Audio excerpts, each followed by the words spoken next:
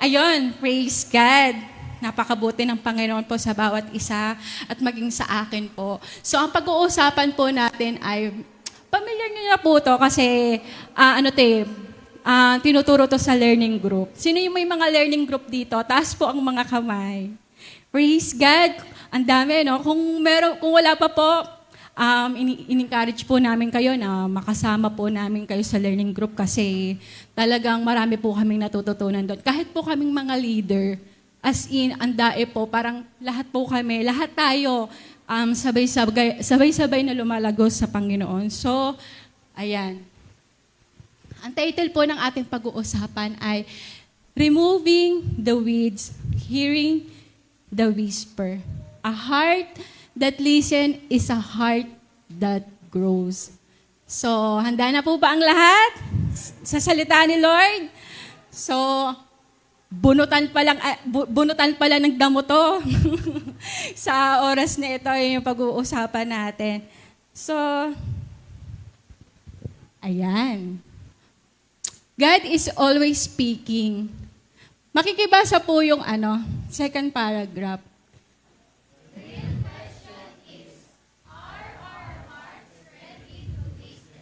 Handa na po ba tayo na makinig sa tinig ng Panginoon sa mga oras nito?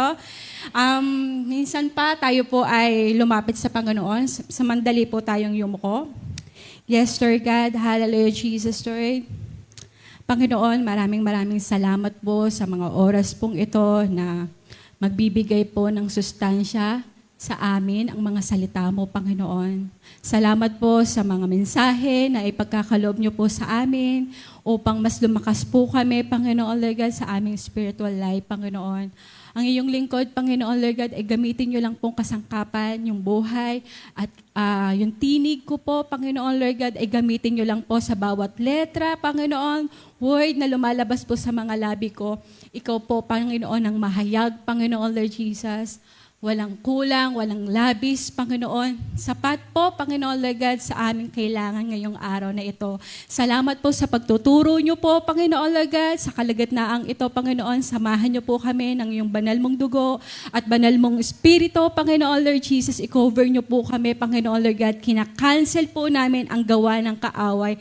In the name of Jesus, Lord God, ang patuloy manguna sa amin ay ang banal mong espiritu.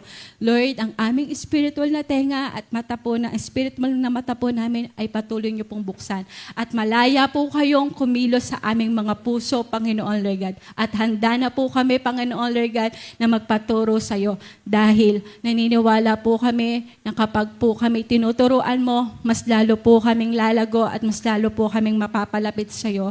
Salamat po sa mga salita mo na dito, Panginoon, patuloy ka nagpapakilala sa bawat isa. Dalangin din po namin, Lord God, na maging matabang lupa po ang aming mga puso upang sa bawat paghahasik ng mga salita mo, ito po ay tumubo, lumago, magkaroon ng bunga at manatili ang bunga. Kaya naman, Lord, sa iyo lamang po ang mataas na papuri, pasasalamat sa tanging pangalan mo, Jesus.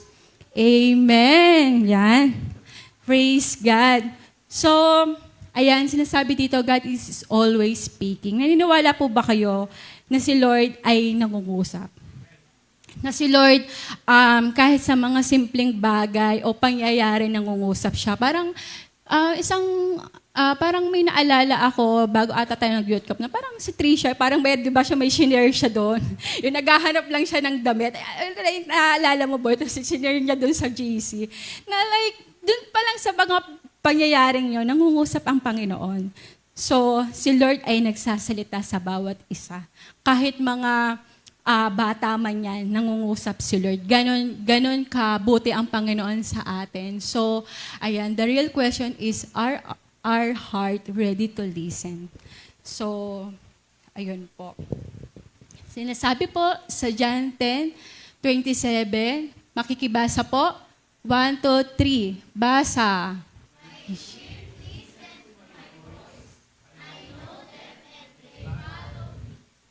So, naniniwala po ako na lahat po tayo ay tupa ni Lord. At kapag tayo yung tupa ni Lord, ang bilis lang natin mapakinggan, mabilis lang natin ma-recognize na si Lord yun. 'Di ba? So, doon pupunta po talaga na susunod tayo sa Panginoon kasi alam natin yung tinig niya kapag mayroon siyang sinasabi at meron pong pinapagawa sa atin ng Panginoon, mabilis lang po natin siyang masunod. Kasi tayo ay tupa ni Lord. So, sino pong naniniwala dito na siya po ay tupa ni Lord? Amen! So, praise God po sa mga buhay po natin. Sabi rin po dito, who has the loudest voice in your life? Natatanong niyo ba yung minsan? Minsan may mga pagkakataon na parang ang daing, kahit tahimik tayo, pero sa sobrang daing iniisip natin, parang ang ingay, parang ang daing nangyayari na parang hindi mo maintindihan, alam niyo yun. So, ang tanong dito, ano yung parang mas maingay sa nangyayari sa mga buhay natin, yung sabi rin dito, it is your friends, it is your fear, your social media feed, your own thought, or God. Parang tinatanong dito, mas naririnig ba natin yung boses ni Lord o yung mga kaibigan lang natin kapag magkakasama natin, di ba?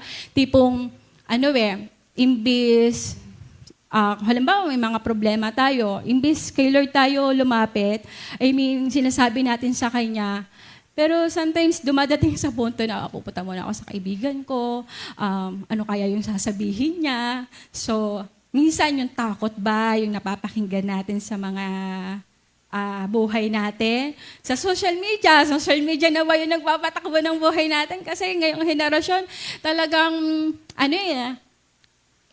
parang, si Luke kasi nung mga panahon ni Luke, parang 6 months ata, napapanood pa po namin sa laptop ng yung mga pangbatang parang kumbaga sa social media, yun ba yung parang napapakinggan natin? Yung sariling kaisipan ba natin? Or si God? So ngayon, pag-aaralan natin paano natin mapapakinggan si Lord. At dito, pag-aaralan natin paano natin aalisin yung mga maiingay, dahil nandito tayo sa mundong magulo, di ba? Minsan, mundong andaing, kapag hindi ka talaga magbabantay, talagang madadala ka, madidisip ka, na akala natin, yung mga tamang alam natin ay tama na.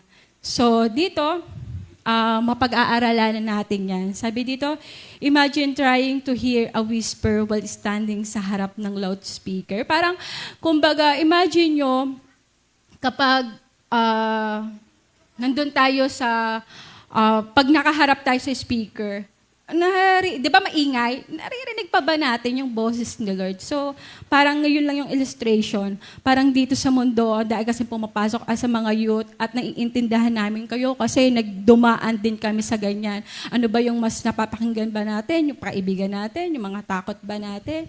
Mga ganan. So, sorry. Pipindot ko. Ayan. So, ito na ako. No? Parang, wait lang. Kasi yung mga notes.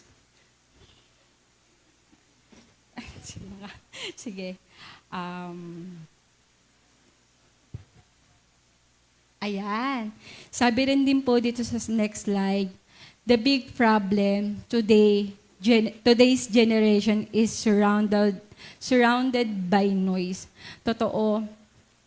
Kasi parang kumbaga, kaya minsan hindi natin napapakinggan yung sinasabi ni Lord kasi andito tayo sa mundong ang ingay-ingay.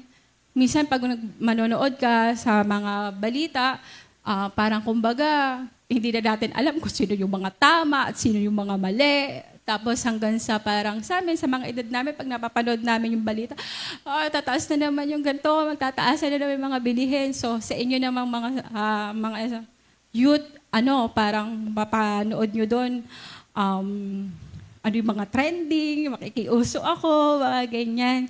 So, ayun.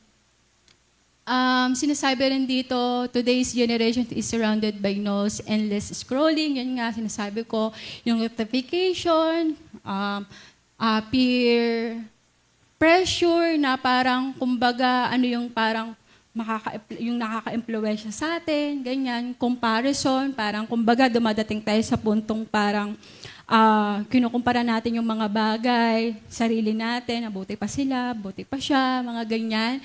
Yun, anxiety, ngayon pinag-uusapan niya. Nung mga panahon kasi namin, hindi na pag-uusapan yung mga anxiety na yan. Parang kumbaga, kapag meron kang ganyan, tapos nag-o-open ka, tapos lalo na sa magulo, kaartehan mo lang yan, magligpit ka ng higaan mo dyan, maghugas ka ng, anong lungkot-lungkot, anong iyak-iyak, pagbukas ka dyan, ganyan. Ngayon kasi napag-uusapan na siya. And yun nga guys, parang pinapaalala ng mga ganyan na maging mabait lang kasi talaga tayo sa kapwa natin. Kasi hindi natin alam kung ano yung mga pinagdadaanan ng bawat isa.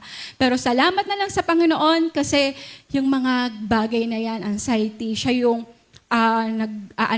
nagdadala sa atin ng mga pag-asa at nagsasabi na siya ang bahala sa lahat. So, ayun, yung fear of missing out na parang, napag-iiwanan na ba ako? Parang ganyan ako, dumadating ako sa punto na ganyan na yung mga classmate ko ng college, nakikita ko pag nagsa-social media ako, nakakarating na sila sa ganito, nandito na sila, yung mga sasakyan na sila, yung mga negosyo na sila. And sometimes, hindi mo maaalis sa isip mo na, buti ba sila? Parang mga ganon. Pero salamat sa Panginoon kasi pinapaalala niya na tayo ay mahal niya at tayo ay mayaman dahil anak tayo ng King of Kings at Lords of Lords. Ika nga. Tapos, ayun, yung constant busyness. So, sometimes, ito pala yung mga problema na kaya hindi rin talaga natin napapakinggan ang Panginoon kasi mas yung oras natin ay sobra na yung kabisihan natin, especially sa inyong mga estudyante. So, pag baka naririnig ko kayo, so, daing ginagawa, hindi po namin alam kung ano po yung uunahin, mga ganyan. So, ayun pala yung mga problema. And sometimes, ngayon ko lang din siya, yung time pala is mahalaga. Kaya totoo yung time is gold. Parang dati, pag napapakinggan lang natin siya, ay nawala.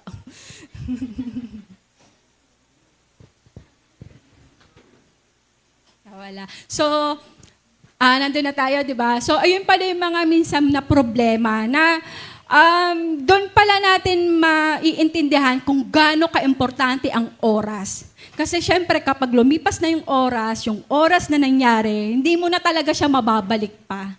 Di ba? So, kumbaga, isa pala sa mga problema yon kapag hindi tayo nagsiset ng oras para sa Panginoon. So, ganun siya kahalaga. And, ayun. Sige. Parang kumbaga, di ba? Sige po, hintayin mo natin. Pero para medyo, live kasi tayo guys eh. Kaya ganito yung nangyayari. Praise God. Hello.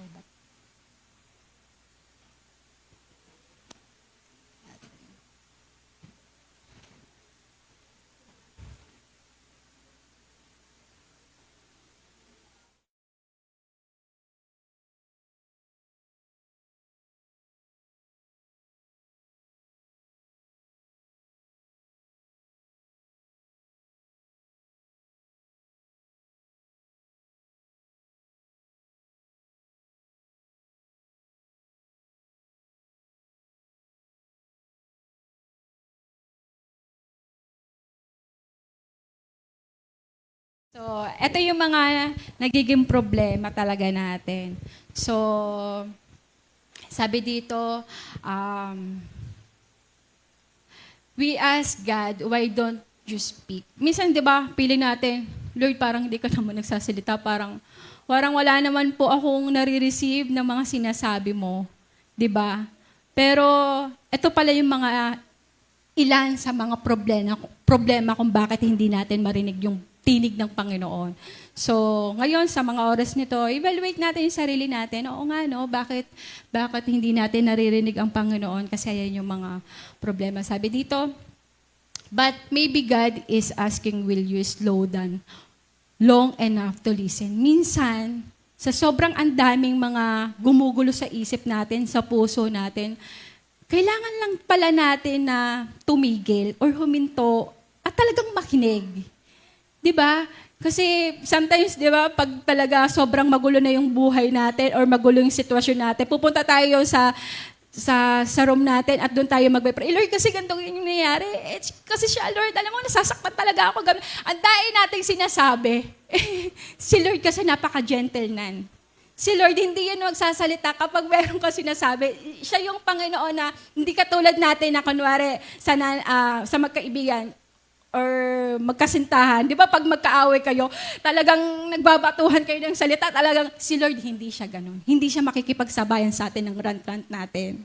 Si Lord, ang gusto niya kapag alam na, ganun siya ka-patient. Minsan naisip ko, Lord, grabe, ganun ka ka-patient sa isang tulad ko na ang dai kong sinasabi. Parang sinasabi na, Sarah, tapos ka na ba?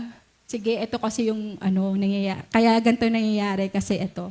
So si Lord, minsan sinasabi niya lang sa atin na minsan kailangan lang natin tumahimik, talagang makinig sa Kanya. So, ayan. Ayan. Yan, the heart issue. Ayan nakikita natin yung puso na drawing, di ba? Ang daming tapal. Meron pang broken hearted. Sige, lagyan natin ng ng partible para mabuo ulit. Pero kitang-kita talaga yung mga issues sa puso natin minsan talaga.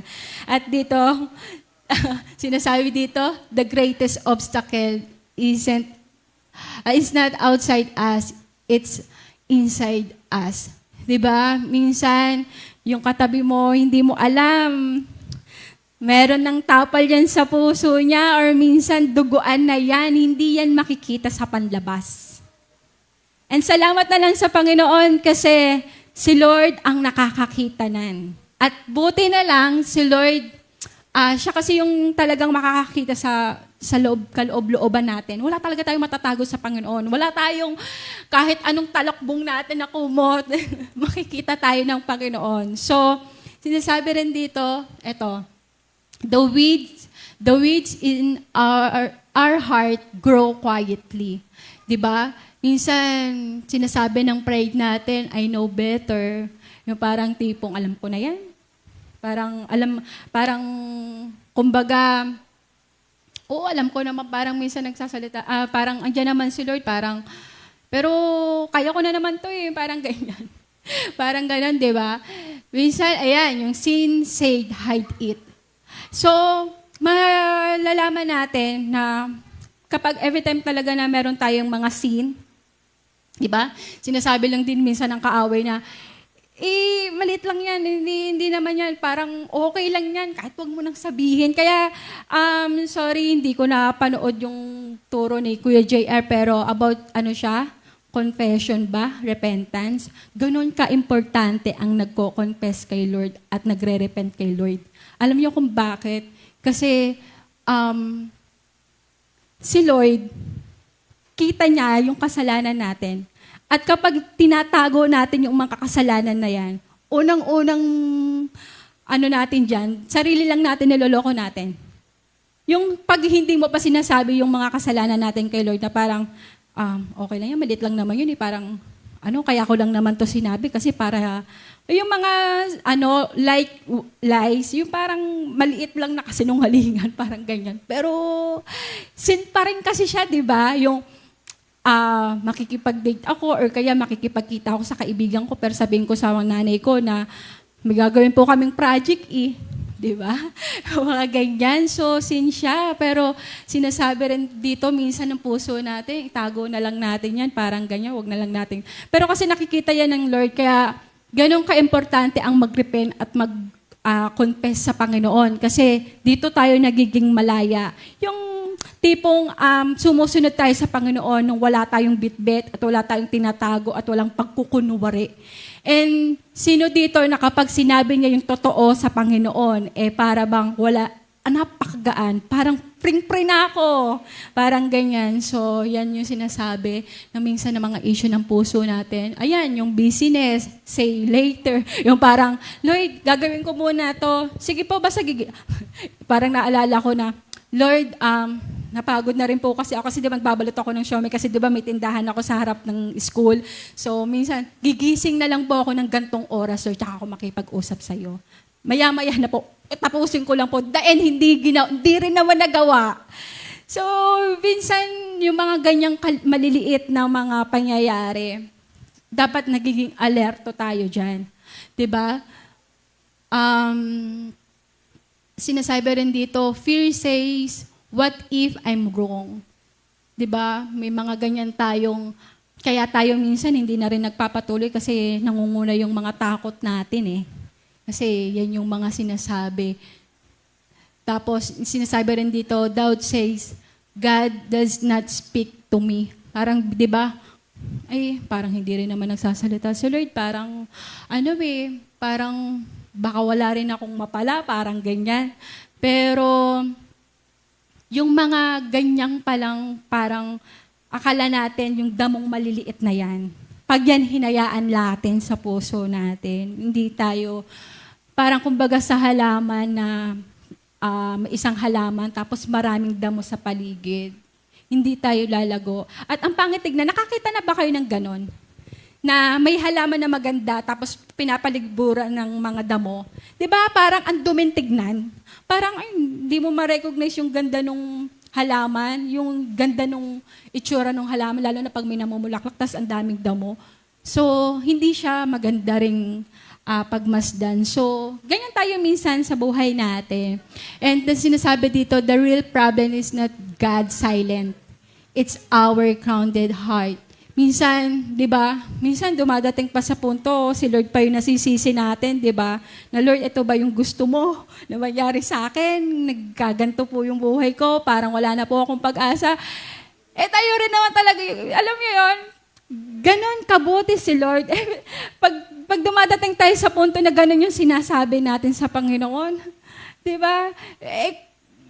Kasi sino lang sabihin ni Lord, ikaw kasi gumawa na ni anak hindi. Pero kasi hindi ganon si Lord Tayo talaga minsan, kasi may mga free wills tayo, na tayo yung, ito yung sinusundan natin. Kaya ganun ka-importante ang mapakinggan natin ang tinig ng Panginoon.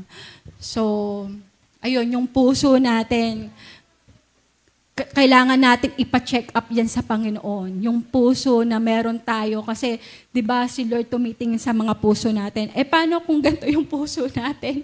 Hindi natin inilalapit sa Panginoon. Di ba? Kaya, ayan. Ayan. Why this matter? Mahalaga kasi yun na talagang malaman natin yung mga bagay na yun. Sabi rin dito, if we ignore these weeds, spiritually, we drift away from intimacy with God. Diba? Kapag hinayaan natin yung mga damo na yan,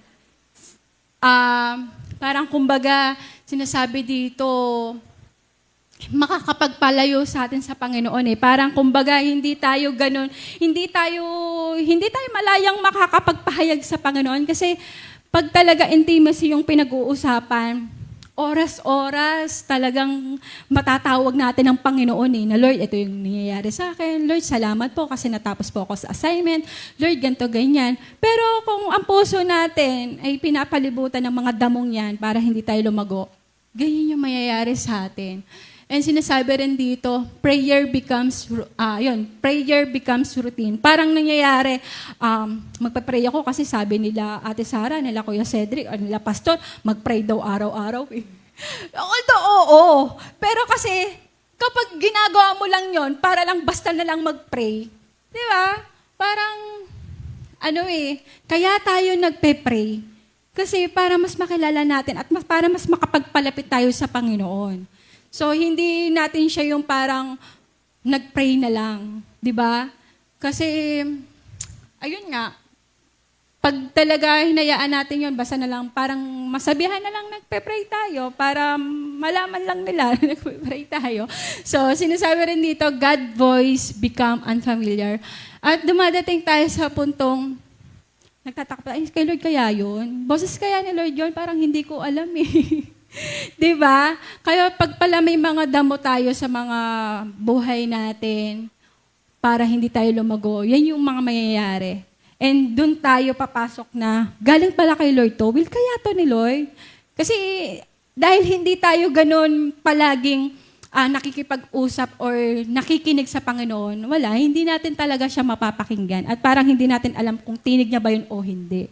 Sinasabi rin dito, ito sa emotionally, mas lumalago yung mga takot natin, yung fear grows. Yung parang kapag hinayaan natin, yung mga damo na yan, mas umaano pala yung mga takot natin, yung parang kung minsan, natakot na ako na lumapit kay Lord kasi nakakahiya kasi yung ginawa ko kahapon eh. Or kaya, eto kasi yung nangyayari, parang hindi na rin naman kasi ako nagpipray eh. Parang baka mamaya, hindi na ako tanggapin ni Lord. Or hindi niya na talaga ako pakinggan. Pero guys, si Lord, andyan yan palagi sa atin. Mag-pray pa rin tayo kahit hindi natin feel. And ayan, anxiety control us. Minsan, yan na lang talaga yung nangyayari sa atin. Kapag hinahayaan natin na, di ba, parang kumbaga, yun na lang yung talagang para bumubulong sa atin, lalo na, di ba, anxiety kasi yung mga hindi pa nangyayari, yun agad yung iniisip natin eh. So, every time na ganun yung iniisip natin, parang yun na lang yung nagkocontrol sa atin. So, ayan, we become overwhelmed. Yan, isa rin yan. Tapos, particularly, ayun nga, sinasabi ko na mahihirapan tayo mag-decision. Diba? Pero kung alam natin na si Lord ay nandyan para sa atin at si Lord yung magbibigay ng wisdom and knowledge natin, hindi tayo mahihirapan magdesisyon. Diba? Sinasabi rin dito, broken relationship. Diba? Confusion about God's will. So, guys, yung mga damo na meron sa atin, kung meron man, ipatanggal natin sa Panginoon yan. Kailangan natin yan i-address. Kailangan natin yang malaman. Diba? So, para mas tayo ay lumagos sa Panginoon. Sinasabi rin dito, God answer. God does not shout over the noise. So, diba, ito na naman yung laging sinasabi sa learning group.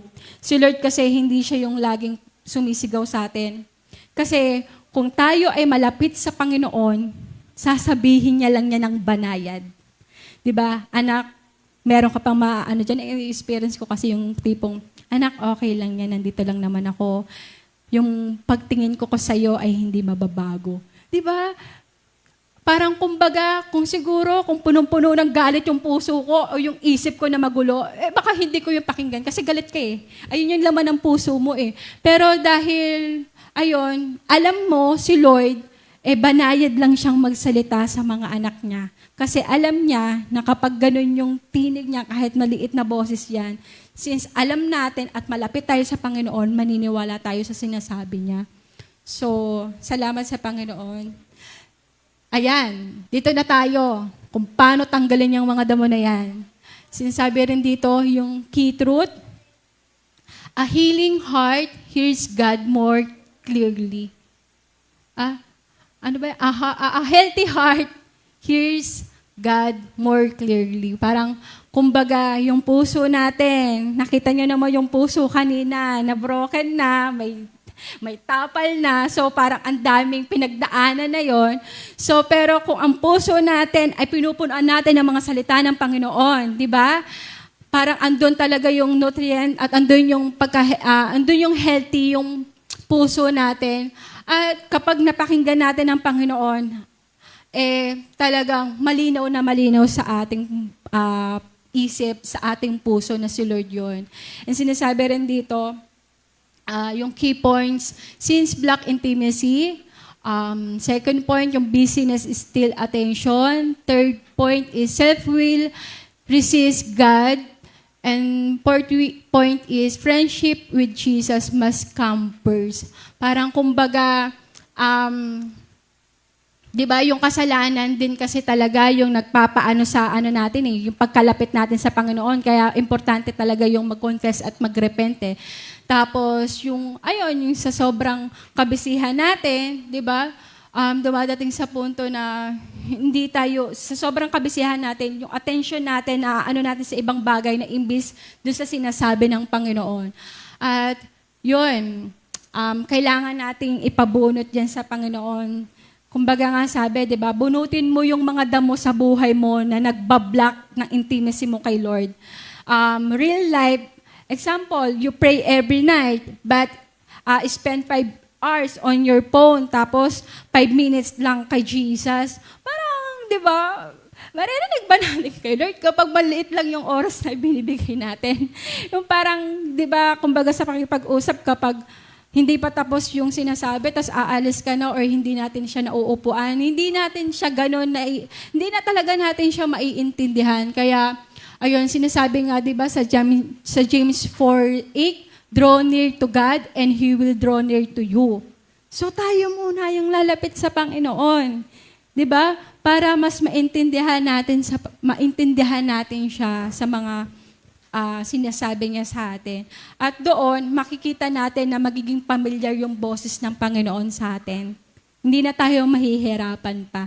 So, kailangan alisin yung mga damo na yan. Diba? Sabi rin po dito, learn His voice. Sabi rin po dito sa Key Truth, the more time you spend with Jesus, the easier it become to recognize His voice. So, ito yung lagi namin sinasabi sa inyo, maglaan tayo ng oras sa Panginoon. Kasi, doon lang naman kasi talaga natin maririnig kung ano yung sinasabi ng Panginoon. Di ba, paulit-ulit na tayo. At pag paulit-ulit, anong ibig sabihin? Importante. So, kunin natin yung mga importanteng yan. And guys, alam nyo, sinasabi lang din talaga ng Panginoon sa atin na kapag yung benefits na yon sa atin yon. Kasi ayaw ni Lord, kaya gusto niya palaging sinasabi na pakinggan mo yung sinasabi ko sa'yo, dapat marinig natin. Kasi ayaw ni Lord na napapahamak tayo. Diba? Naniniwala ba kayo doon? Kasi syempre, diba, kapag may guidance tayo ni Lord at kapag alam natin yung sinasabi niya, hindi tayo mapapahamak. Ganun tayo kamahal ng Panginoon. Sabi rin dito, key points, stop doing all the talking. Diba? Sinasabi rin dito, wait patiently. So, naniniwala ako ng bawat isa ay may patient. Kasi lahat tayo ay may Holy Spirit. Yung mga bunga ng Holy Spirit, di ba? Meron niyang katyagaan talagang kung gaano nagtsatsaga si Lord sa atin. Nawa, ganun din nating intayin kung ano yung sinasabi ng Panginoon sa atin. Ito, sinasabi din dito, reject Satan's lies. Kapag alam natin yung tinig ng Panginoon, alam natin kung saan nanggagaling yon. Kung kay Satan o kay Lord. Siyempre, di ba, lagi namang din sinasabi na kapag kay Lord may peace, may joy, may love. Di ba? Kapag yung parang tipong nagpapabigat sa puso mo, alam mo na yan. Yung parang may takot na kapag naisip mo, may takot na nararamdaman. Kay Satan na yan. So, anong gagawin natin? Matuto tayong magpalayas ng mga gawa ng kaaway sa buhay natin. Kasi guys, may authority and power tayo na ipinagkaloob ng Panginoon. Kaya kayang-kaya natin yan. Kapag gano'n na yung nasa isip natin, cut off mo na. Hindi ito. Pag yung parang nagpubuo ng galit, ines, hindi yan sa Panginoon. Kasi ang gusto lang ng Panginoon, nagmamahal lang tayo, payapa tayo, may kapayapaan tayo, may kagalakan tayo sa puso natin. So yan, tinuturo ng Panginoon. So trust God, shepherd. Diba? Pakinggan natin, kung tayo ay totoong tupa talaga ni Lord, alam natin, marirecognize natin yung pastol natin. Kapag may sinabi siya, pag tinawag niya tayo, agad tayong sumunod sa Kanya. Agad tayong tumayo, di ba? So ako, actually talagang, ngayon, sabi ko nga, parang, sabihin ko kaya na si Cedric na lang ang magturo. Di ba? Kasi merong ang daming gulo sa isipan ko, sa puso ko na ang ingay, ang hirap. Pero dahil alam mo, yung tinig ng Panginoon, hindi Lloyd. Oo nga Lloyd, sa'yo ako susunod, hindi sa mga kung ano-ano sinasabi ng kaaway sa akin na para mapanghina ako or parang feeling mo hindi ka na-qualified kasi ganito yung nangyari. Alam mo yun, may mga ganun ba kayo senaryo? Pero dahil ikaw, laging andun yung pagmamahal ng Panginoon, kaya patuloy tayong nakakalapit sa Panginoon, nare-recognize na natin. Hindi, Lord. Kahit anong sitwasyon yan, kahit anong kaguluhan yan, susunod ako sa iyo. Kasi ito na yung buhay po namin, Panginoon, Lord God. At kapag nalaman mo yung buhay ng paglilingkod sa Panginoon, dito mo masasabi na sino ako para maglingkod sa Panginoon na buhay. At sino ako para maglingkod sa hari ng mga hari at Diyos ng mga Diyos, di ba? So, pag mga ganun yung naisip mo at na-realize mo, aba, susunod ako, Lord. Kasi sa dami-dami ba naman na tao, ako yung pipiliin mo na anak mo, tapos meron pa akong yung buhay ko, ilalaan mo sa buhay na walang hanggan. Di ba? Anong dahilan para hindi ako sumunod, Panginoon, di ba? Kaya sunod tayo. And yun yung sinasabi, talagang kailangan lang natin magtiwala sa pastol natin. And sinasabi rin nga, di ba, sa key verse, dun sa John 10:4-5. Dito ba yun? Yung kasunod. Ayan. So, sige po, makikibasa po sa John 10:4-5. Basa po. 1, 2, 3.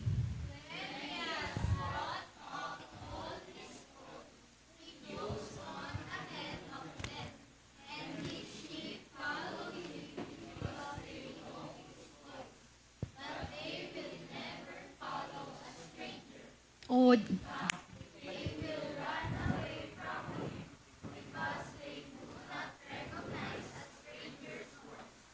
di ba? Yun pala yung mga tupa. Hindi rin sila ganun agad na sumasama or nakikinig sa mga hindi nila, alam mo yon, yung hindi naman nila kilala or hindi nila alam kung, di ba? Kaya, ayan, ganyang kaimportante talaga na dapat marunong tayong makinig sa Panginoon. Sinasabi rin dito, knowing God's voice come through a close relationship with Him. The more we abide in Christ, eto ulit tayo sa abiding. Alam niyo guys, dito ko na lang talaga na-appreciate yung word na abiding. Talaga, ito talaga, sabi ko, Lord, ito talaga pala yung sinasabi na abiding, yung manatili talaga sa'yo. Kasi kung hindi talaga ako mananatili talaga, baka wala na, semplang na talaga yung buhay ko. So, the more we abide in Christ, He is here. It is to discern His guidance. So, di ba, kapag talaga na patuloy tayo na nanatili sa Panginoon, kahit minsan dumadating sa punto na wala ka nang masabi, or minsan umupo ka lang saglit at i-recognize mo na, Lord, malaya po kayong magsalita sa akin, malaya po kayong kumilos sa buhay ko. And yes, doon kikilos si Lord kapag sinabi natin yon. So, ayun guys, makikita natin kung paano tayo ginagabayan ng Panginoon. Sinasabi rin dito, God speak in the whisper. Yun nga yung sinasabi kanina, at yung lagi rin sinasabi sa learning group. Key truth, God often speaks softly because He wants us close. Kaya pala gusto ni Lord, ganun lang siya magsalita.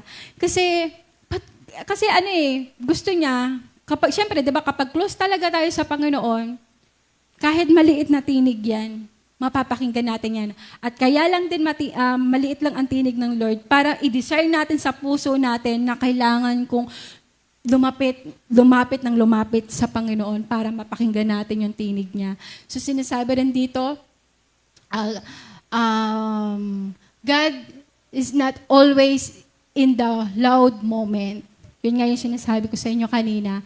Sabi rin dito, stillness help us to listen. Kapag tayo ay patuloy na nananatili sa Panginoon, nakakatulong yun talaga para mapakinggan natin ang Panginoon.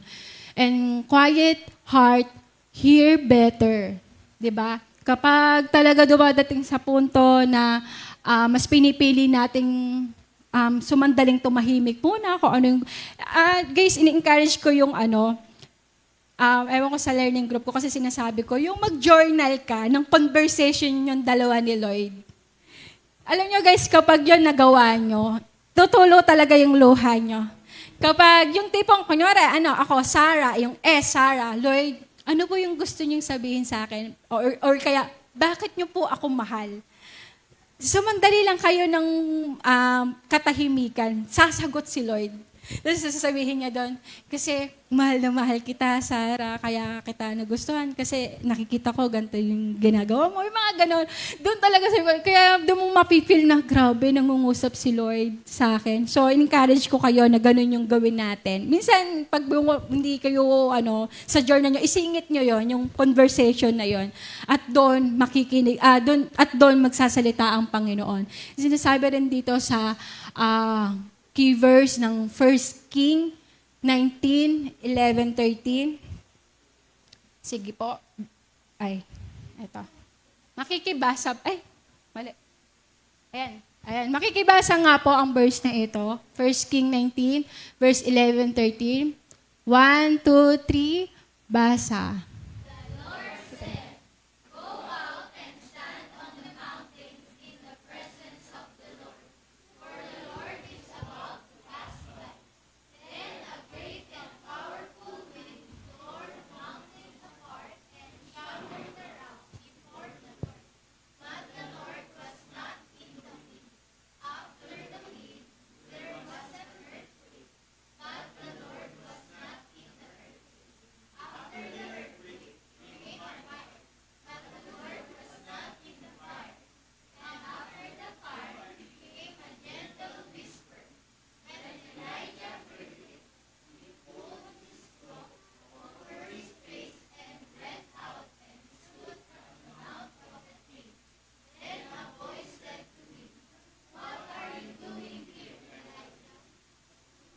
Diba?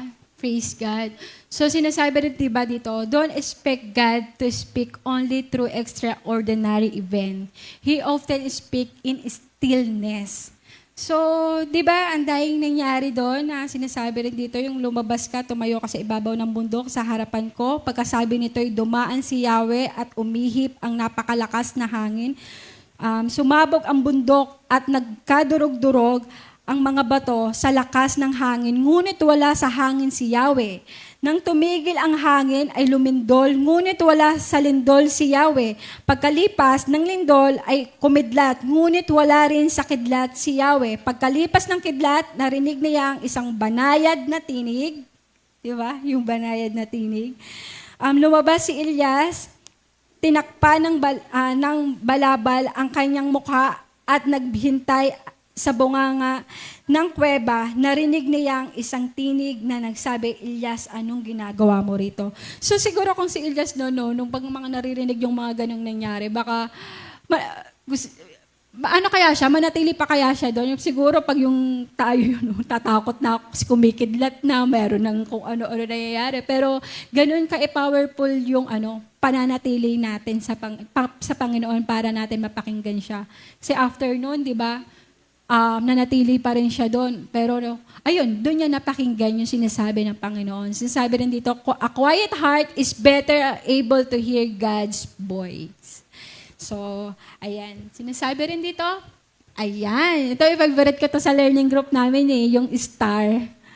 Buti na lang talaga yung nabasa ko yan kasi pinagdadaanan talaga ako. Oo nga, may star nga palang method na tinuturo sa amin. So, in-apply ko siya. Kaya ito, salamat sa Panginoon, sa biyaya niya. Dito ako, nagsasalita ako. So, praise God po talaga. So, ayan, yung star, meaning, when fear or worry comes, stop for a moment. Don't panic. Don't rush to fix everything immediately. Just stop and pause. So minsan, kapag magulo yung puso natin, maingay yung isip natin, kailangan lang natin mag-stop. Upo muna tayo. Talagang, kumbaga, yung mga alalahanin natin, yung takot natin na nararamdaman natin. Huwag tayo yung masyadong, Lord, bilis, sana po talaga, makilala ka na po talaga niya para ganito, ganyan. So, sobrang nag-aano ka na, kailangan lang yan, mag-stop ka lang. Mag-stop ka lang sa mga worry na yan. Kahit ilang minuto man lang yan. So, sinasabi rin dito sa T ng star, yung take a deep breath. Minsan, kailangan lang natin mag-inhale, exhale. Kapag nandun ka na sa tipong parang nakakagalit na, nakakairita na, nakakasusot na. So, kailangan mo lang mag-i-relax mo yung sarili mo. Diba? Sinasabi rin dito, relax your body and take a few deep breath.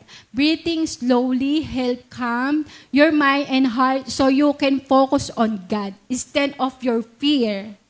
Sabi, sometimes the best first step is simply to slow down and remember that God is with you. So, di ba, kapag yon na intindihan natin kung anong meaning nung T dun sa star, oo nga, no? So, kailangan ko lang kumalma, ikalma ang mga sarili natin.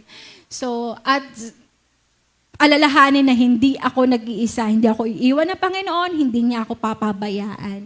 And then dito, sa A ng star, yung appreciate. After we calm down, we begin to focus on things we are thankful for. When we thank Jesus, our heart begin to change. We stop focusing only on our fear or problem and start remembering God's goodness and love. Thankfulness helps our hearts feel lighter and closer to Jesus. So, di ba guys, ganun ka-importante kapag na-appreciate natin yung mga bagay na kahit magulo yung paligid natin o yung sitwasyon natin, pero pag na-appreciate natin yung meron tayo, na, eto nga, sinagot nga ni Lord to parang na-appreciate ko na kahit may problema ako, nakakakain pa rin ako, wala ako sa ospital. Di ba? Minsan nare-realize nyo ba yun na yung iba, kailangan mo nang magpagamot, or yung iba, marami ng bawal sa kanila. Parang mga ganon. So, i-appreciate natin yung mga ginawang kabutihan ni Lord. And doon tayo talaga parang mare-restore yung puso natin. Oo nga, no? Bakit magwawala ako sa mga ganitong bagay? Maraming pwedeng ipagpasalamat sa Panginoon eh. Marami na siyang tinapos at marami na siyang ginawang himala sa buhay ko. So, parang doon pa lang, kailangan natin i-appreciate lang yung mga ginawa ng Panginoon sa buhay natin. At yun, nakakatulong yun. And sinasabi rin dun sa star yung respond. After we quiet our heart and connect with Jesus, we can begin listen for His voice. This is the moment where we ask, Jesus, what do you want me to do? To know? Jesus, what do you want me to know? What are you saying to me?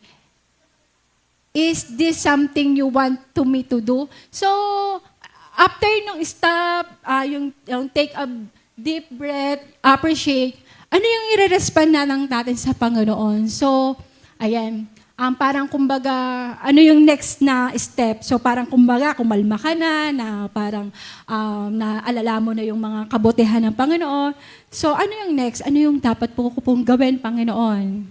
Kung ano po yung sinasabi niyo, yun po yung gagawin ko. So, ayun, napakabuti po ng Panginoon sa part na yan. Sabi dito, common lies. Eto, dito natin malalaman, mga ilan dito kung ano yung papaniwalaan natin at hindi natin papaniwalaan. So sinasabi dun sa dalay, God does not speak today. Di ba? And sa number 2, I'm not spiritual enough. And number 3, I'm too sinful. Ayun yung sinasabi, yun yung mga kasinungalingan talaga ng kaaway eh. Para hindi natin mapakinggan at hindi tayo patuloy na lumapit sa Panginoon eh. Sabi din dito sa number 4, I'll never recognize God's voice. Dahil nga, yun yung mga problema natin, mga issue sa puso natin, yung mga problema, hindi talaga natin maririnig ang Panginoon. Na kala natin, hindi nagsasalita ang Panginoon, pero nagsasalita siya. Sinasabi rin dito sa 5, God only speak to pastor. Yung parang sinasabi, hindi, nagsasalita lang si Lord sa mga nagtumatayo. Hindi eh, di ba?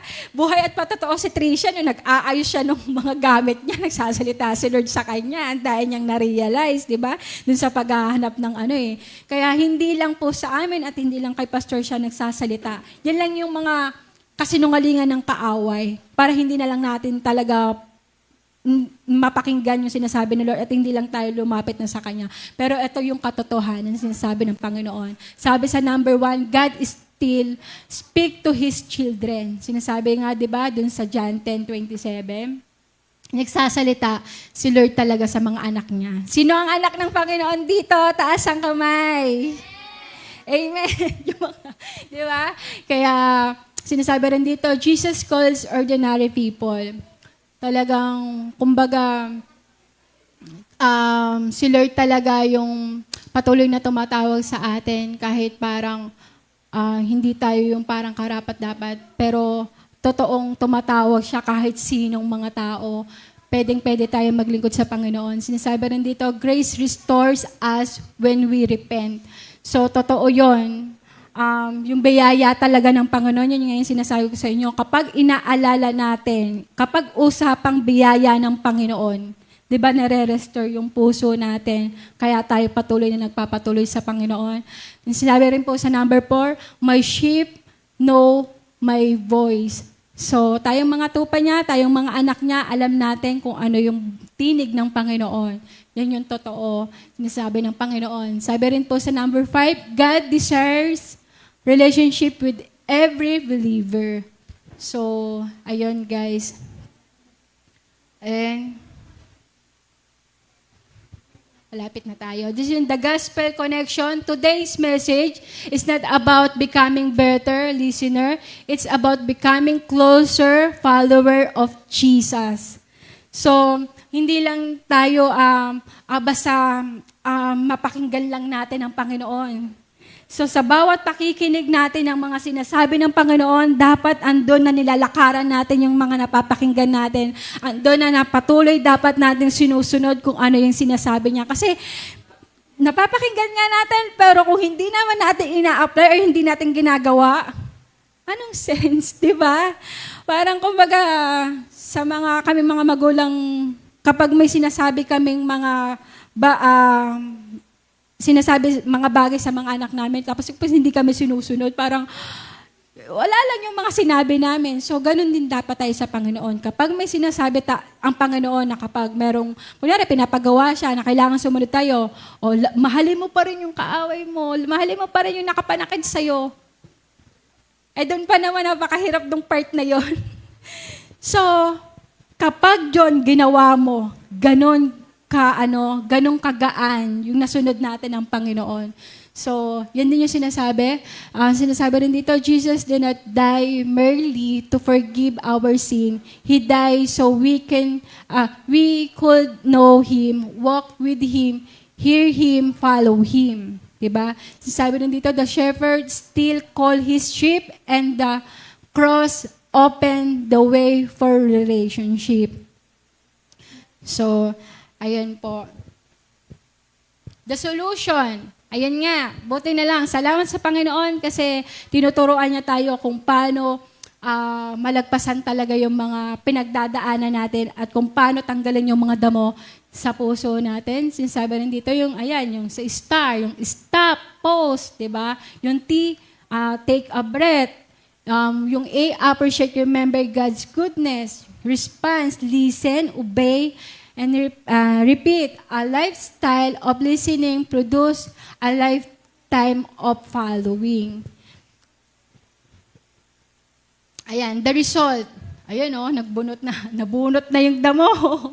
So, when we remove the weeds, we experience, sabi dun sa una, peace instead of panic. Diba? May kapayapaan na tayo kasi may kapayapaan tayo kaysa dun sa nagpapanik tayo, 'di ba? Yung sabi sa pangalawa, wisdom instead of confusion. Faith instead of fear. Intimacy instead of distance. Confidence instead of anxiety. Spiritual growth instead of stagnation. So, ayan yung mga ilan sa resulta talaga kapag ang mga damong yan ay nabunot. Ayan yung mga i-experience natin. So, sino dito gustong ipanatili na lang yung mga damo meron sa puso natin? Tapos habang buhay tayo magsasuffer. Siyempre, hindi natin gusto yon. So, sa oras nito, sinasabi na lang talaga ng Panginoon, anak, ako na bahala dyan sa mga damo na yan. Bubunutin ko yan kasi gusto ko lumalago ka. Gusto ko maganda yung pagtubo mo. So, sinasabi rin to, bunutin mo yung mga damo sa buhay mo na nagbablock ng intimacy mo kay Lord. Para, mas mapakinggan natin siya, mas malaman natin kung ano yung sinasabi niya sa buhay natin. Ayan, life application. Kasulat po dito, nakalagay po dito, at school or work, choose God's truth over peer pressure. At home, spend uninterrupted time with Jesus. Pangatlo, with friends, encourage someone who feels anxious. So, ayun, maging ilaw at asin po tayo sa mga kaibigan po natin. At yun nga, sa online, create space by reducing distraction. In church, come expecting God to speak. Sa panghuli, everyday, practice star whenever fear appear. So, ayan guys, apply po natin sa buhay po natin yung mga nabasa natin. Sinasabi rin dito, reflection question. What weeds has been growing in my life? So, sa mga oras nito, namnamin natin yung mga tanong na yan at ibigay natin sa Panginoon kapag may kasagutan na. Kasi, di ba, tinuruan tayo ng Panginoon kung paano natin siya mapapakinggan. Sabi sa pangalawa, what voice has been influencing me the most? Am I too busy to hear Jesus? Sa pang-apat, what fear do I need to surrender? Ano yung mga kailangan nating ibigay sa Panginoon? Kasi aminin natin sa hindi natin kayang dalhin niyang mag-isa. Kailangan natin yan ibigay sa Panginoon. Ibigay lang natin ang ibigay. Lord, ito po yung... Kaya ganun yung sinasabing intimacy. Kahit maliit na detalye yan, kahit parang simple lang naman, parang wag ko na sabihin pa rin natin sa Panginoon. Ibigay lang natin ang ibigay. At kapag ibinigay natin yan, magaan yung paglakad natin sa pananampalataya natin sa Panginoon. Sinasabi doon sa huli, what is Jesus asking me to do to this week? So, ayan, bulayin po natin yung mga tanong na pong iyan. Sinasabi dito sa conclusion, number 1, main problem, our heart are often too crowded with distraction, fear, and sin to clearly hear God's voice. Pangalawa, God's answer, God lovingly invite us into a closer relationship where we learn to recognize His gentle voice through time with Him, His word, and a surrender heart. Sa number 3, remove the weeds. Quiet your heart, practice star, and choose to listen and obey. Sa 4, the result.